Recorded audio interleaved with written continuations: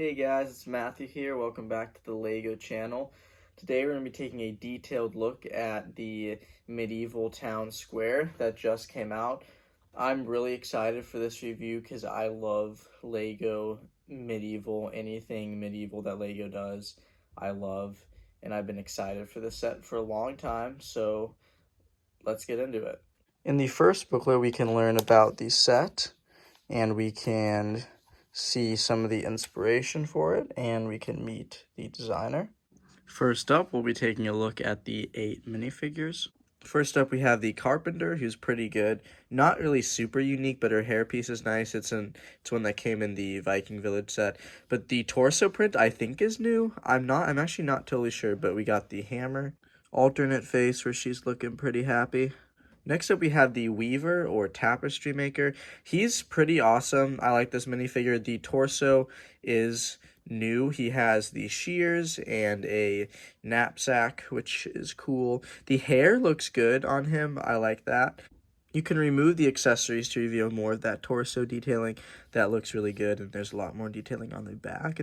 The Cheesemaker Kid, who also has a new torso that looks really good. The beanie is cool too, got a spoon accessory and then more torso printing on the back. Yeah, this really gives that awesome peasant vibe, looks really good. Cheesemaker Kid has an alternate expression where she looks either worried or surprised. Next, we have possibly my favorite minifigure, the Wolfpack guy, bringing back that classic theming. His torso just looks incredible. I love the crossbow and the cape and the hood. He's just a wonderful minifigure and so classic. Taking off his accessories, you can reveal more printing on the back, which again just looks really good. Next, we have the Shield Painter, who has her little paint holder thing. I don't know what that's called, but a paintbrush. This torso is not new. We got this in the Lioness Castle, but it's still a good torso. And she has an alternate face where she's really concentrating on her painting.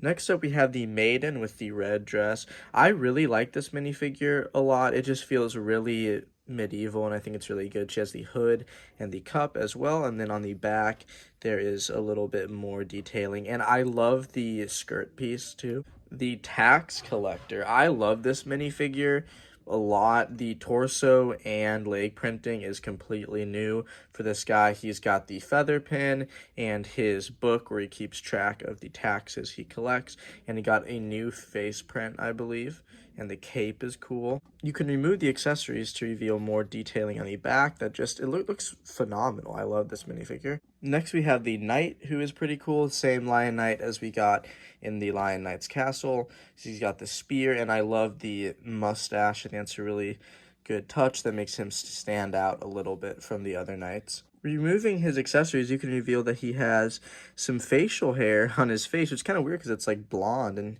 he has a black mustache. It's kind of weird how that turned out, but then he does have an alternate face where he is laughing. Moving on to side builds, we have the wood chopping stand that includes an axe, a wooden chair that the carpenter makes, the shield painter stand that does have a new Lion Knight shield print, which is pretty cool. Next up, we have the farm cart, which is pretty cool. I like the pitchfork. I like the classic farm look. The wheels are cool. The barrel is also nice. I don't know why they didn't make an animal that could actually drag this. This is probably my favorite accessory, the cheese stand. I just think it looks really good. I love all the different sizes and shapes of the cheese, and I like the little baked goods too. The red and white color stream on the top looks just amazing. It looks so classy. Last up, we have the town square tree. This isn't my favorite tree. It just doesn't look like the theme. It doesn't really fit, I don't feel like, but it's still a nice tree. We got the mushroom along the side.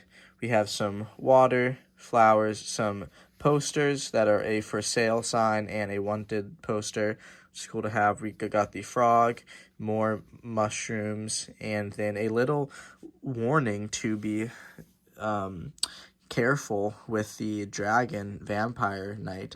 Now on to the farmhouse. We got the 3 main sections of this, which are the weaving workshop, the carpenter shop, and then the cheese factory. First, we'll look at the Weaver's Workshop, which has a really cool green door that I really like. That door kind of reminds me of Lord of the Rings. I like the cobblestone path there leading up to the door, like this little garden area on the side where we have a bucket of water, a pumpkin, a beehive, and some carrots. The roof on this section is also just incredible. I love the dark brown with the tan accents and the way that they rounded the roof around that window. I love this roof so much. The chimney on the side here with the smoke looks pretty cool too. Got the windows down here, that red and black color scheme. I love the pattern on the house. That looks really good. And on the side here we have more flowers with a bee on it, and then we get a clearer view of the chimney.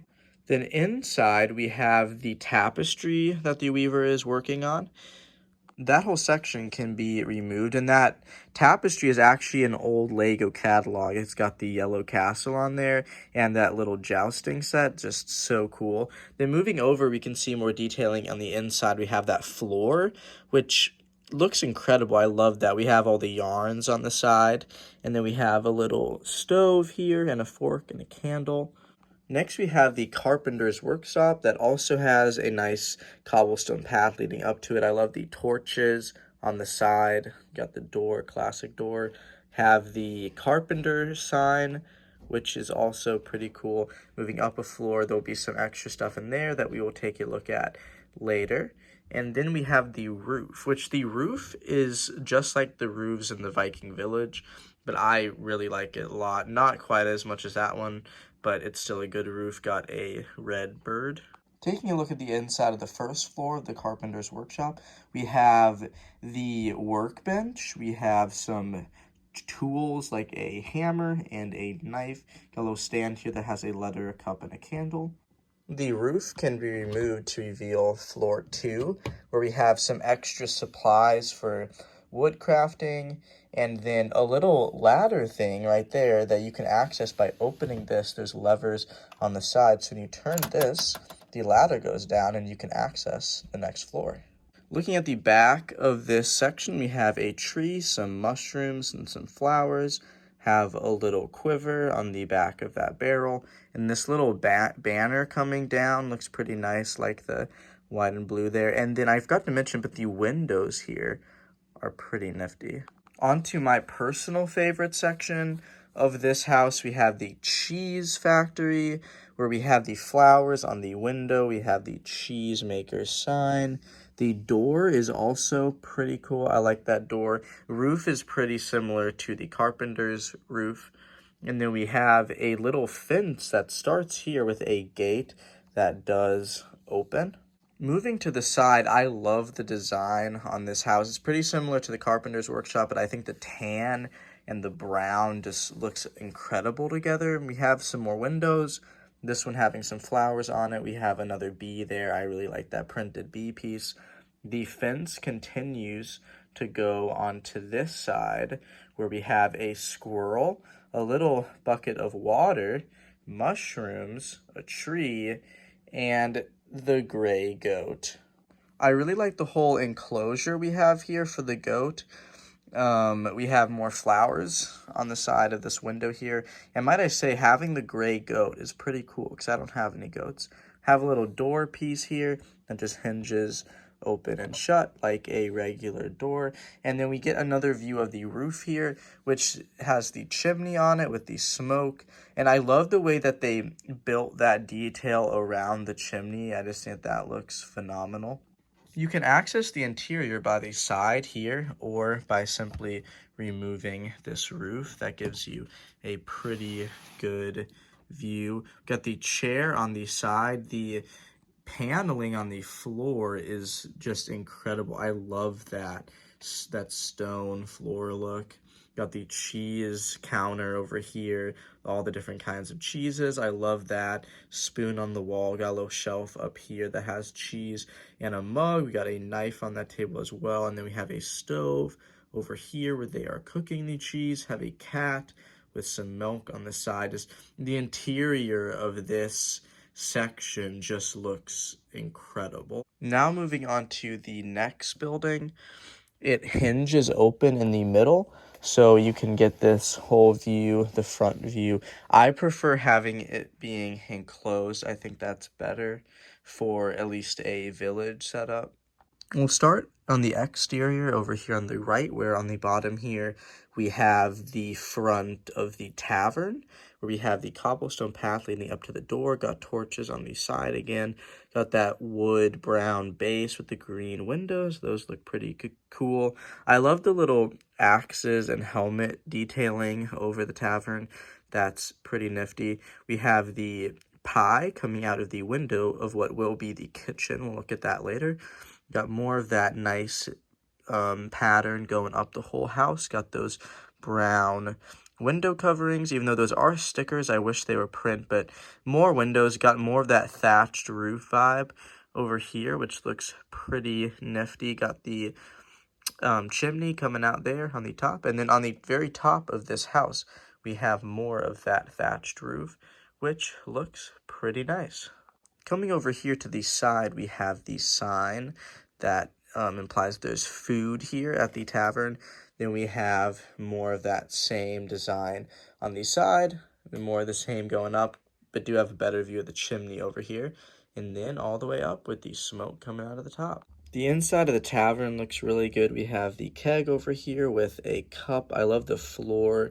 That red and orange color scheme looks really nice. The candles by the doorway. We have a game, what looks like checkers or chess with some figurines. A little area to sit over here with a instrument. It looks like a guitar. I know it's not a guitar, but I don't know what that's called. So let me know in the comments. Onto the kitchen, we have a turkey, a bucket of water, bag of flour probably, fish in a barrel. The crab is a pretty nice touch. Got some plants on the wall with the baguette and some cheese up on that little shelf.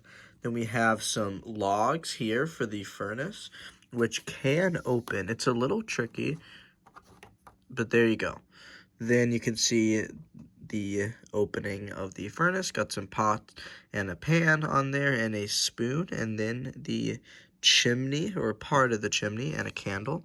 Up on the top floor, we have a bedroom that's supposed to be for the tax collector, where there's a bed, a bag of money, probably, a little nightstand that has some ink, a candle, and a letter. Got cheese up in the corner. The sword can be pulled out to reveal a hidden compartment where the tax collector has been stealing money, just like biblical times. Moving on to the guard tower side, which is my preferred side. It looks really good. I love it. The base looks amazing with the rock formation there, with the tree, with the foliage coming out of the wall there. I love this tree with the bird. That's just the bird's nest with the beard piece as the nest. That's so cool. The cherry tree coming out of there. Then we have the living quarters here, which we'll see the inside of in just a minute. We got the chimney with the smoke coming out of it, just like the other ones. Got a window with some flowers on it. We have the actual tower here, which this section looks just like the Lion Knight's castle, but I don't mind that because that's supposed to be the living quarters of a Lion Knight, so it makes sense. The design of this tower really does look good. I'm glad that they brought it back for this set. But moving on to the side, we have a staircase that goes up, which should have been wider. You can't even really fit a minifigure on it. But we have a sign for the Shield Painter shop that we'll see in just a minute. Got a little torch on the side and then a walkway that will lead to some cool stuff. The first floor on this side is the Shield Painter's workshop. And before I go into detail with it, I want to say that it's kind of weird that there's not really an actual way to access this room because there's no doors anywhere. And then this side, when it's hinge closed, that floor and this floor just don't look like they're supposed to be in the same place. So I wish they would have had a door over here to make it a little more realistic. But moving on from that, inside we have the paint splattered on the floor. Got some containers of paint sprinkled throughout. We have an anvil over here with a hammer, a shield, a candle, a paintbrush. Got a little pillar here in the middle. Got a blank shield on the side here, a little furnace with a pot, and then a little, probably maybe one of her paintings on the wall of maybe the Lion Knight King. We have a candle. Moving here, we have the knight's bedroom that you can access through that passageway that we saw earlier, which has a bed, a nightstand with a letter, and a feather pen with ink, got a sword on the wall, a candle, and then a little door here, which opens just like that. And then moving over here, we have a little ladder that goes up to the first floor of the watchtower where there is a bat here. But again, there's not really a great way to access the top of the tower. Like, he could jump on the roof and then jump onto the tower, but I wish there was, a more realistic way. And there is a flag up here with the Lion Knights colors. Speaking of things not being accessible, this bedroom up here is also not realistically accessible unless the minifigure was to climb in through the window, which that's not a huge deal, but I really do wish that everything would have been accessible. And I forgot to mention that this roof can actually be removed for easier access. There we have the LEGO Medieval Town Square. Hope you guys enjoyed. I'm not going to be placing it in the village during this video because I'm going to have to move a bunch of stuff around, so that's going to be a separate video. So make sure to subscribe so you can see that. But I hope you guys enjoyed and hope you have a great rest of your day.